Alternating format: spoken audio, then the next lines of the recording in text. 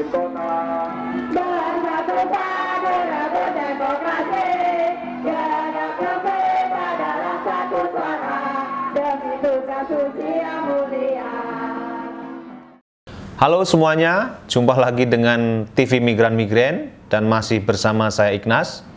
Dalam video kali ini saya akan menyampaikan berkaitan dengan rencana usulan Undang-Undang Ketenagakerjaan bagi pekerja informal di Taiwan. Seiring meningkatnya jumlah lansia di Taiwan, maka sejak tahun 1992 Taiwan mulai membuka lowongan kerja sektor informal. Hingga saat ini sudah tercatat kurang lebih 250.000 orang dan berasal dari beberapa negara pengirim seperti Indonesia, Filipina, Vietnam, dan Thailand. Namun sayangnya hal ini kurang diimbangi dengan perlindungan yang nyata berkaitan dengan hak-hak dasarnya sebagai pekerja. Hak-hak dasar dimaksud adalah yang pertama dari segi gaji. Dari tahun 1997 hingga sekarang, baru pada tahun 2015 mengalami kenaikan gaji sebesar 1.160 NT. Dari 15.840 NT menjadi 17.000 NT. Media Taiwan, The Reporter, dalam artikel beritanya pada tanggal 10 Mei 2017 mencatat bahwa kenaikan itu pun bukan berdasar pertimbangan ekonomi, namun hanya dikarenakan usulan atau permintaan dari negara pengirim. Saat ini UMR Taiwan ditetapkan sebesar 23.800 NT. Dan tahun depan, tahun 2021 akan naik sebesar 200 NT menjadi 24.000 NT. Pertanyaan yang muncul, apakah kenaikan tersebut sebanding dengan inflasi dan kenaikan harga-harga barang kebutuhan pokok? Bagaimana dengan PRT?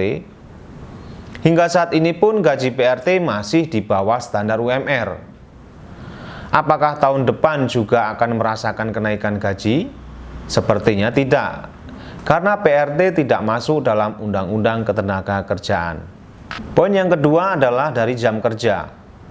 Media di Taiwan, UDN, United Daily News, pada Januari yang lalu memberitakan bahwa MOL, Ministry of Labor, dalam statistiknya mencatat bahwa jam kerja rata-rata PRT adalah 10,4 jam per hari. Dan 81% majikan di Taiwan tidak mengatur batasan jam kerja PRT-nya. Di sini menggambarkan bahwa jam kerja PRT sudah pasti melebihi jam kerja normal, yaitu 8 jam per hari. Bahkan tidak menutup kemungkinan jam kerjanya harus standby 24 jam. Terutama bagi PRT yang menjaga atau merawat lansia atau pasien berkebutuhan khusus yang pola makan dan tidurnya tidak teratur. Walaupun demikian, PRT tidak mendapat upah lembur, dan upah lembur diberikan hanya ketika PRT bekerja di hari libur. Poin ketiga berkaitan dengan hak libur. Masih dari sumber berita yang sama, UDN memberitakan bahwa dalam data statistik MOL, tercatat 34,6% PRT di Taiwan tidak pernah libur. Dan hanya 11% yang bisa libur setiap hari Minggu. Hari libur biasa saja tidak didapat, apalagi hari libur nasional.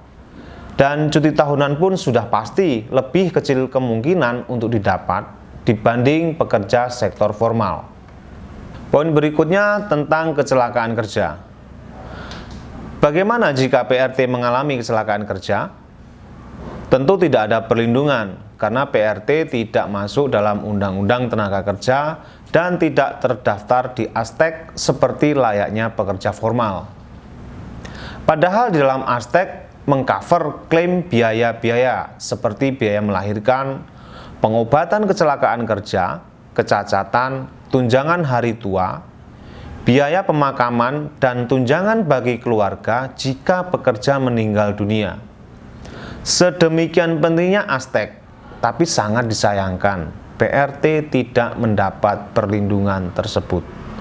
Itulah beberapa dari sekian banyak hal yang mendasari MEN, Migrant Empowerment Network in Taiwan, sebagai aliansi LSM yang independen yang selama ini aktif menyuarakan isu-isu tentang pekerja migran, mengusulkan kepada pemerintah Taiwan untuk memasukkan pekerja sektor informal atau PRT ke dalam Undang-Undang Ketenagakerjaan atau lebih spesifik dalam Undang-Undang Pekerja Rumah Tangga di Taiwan, agar keberadaan pekerja sektor informal tersebut yang selama ini punya kontribusi yang cukup besar di Taiwan terlindungi secara hukum. Hal ini tentu membutuhkan dukungan dan partisipasi aktif dari pekerja migran itu sendiri. Oleh sebab itu, Men mengajak kita semua untuk bersama-sama hadir dalam aksi dan jumpa pers di depan Legislatif Yuan pada tanggal 13 Desember mendatang dan bersama-sama menyuarakan aspirasi tersebut. Demikian teman-teman, semoga bermanfaat dan sampai jumpa dalam video-video berikutnya. Terima kasih.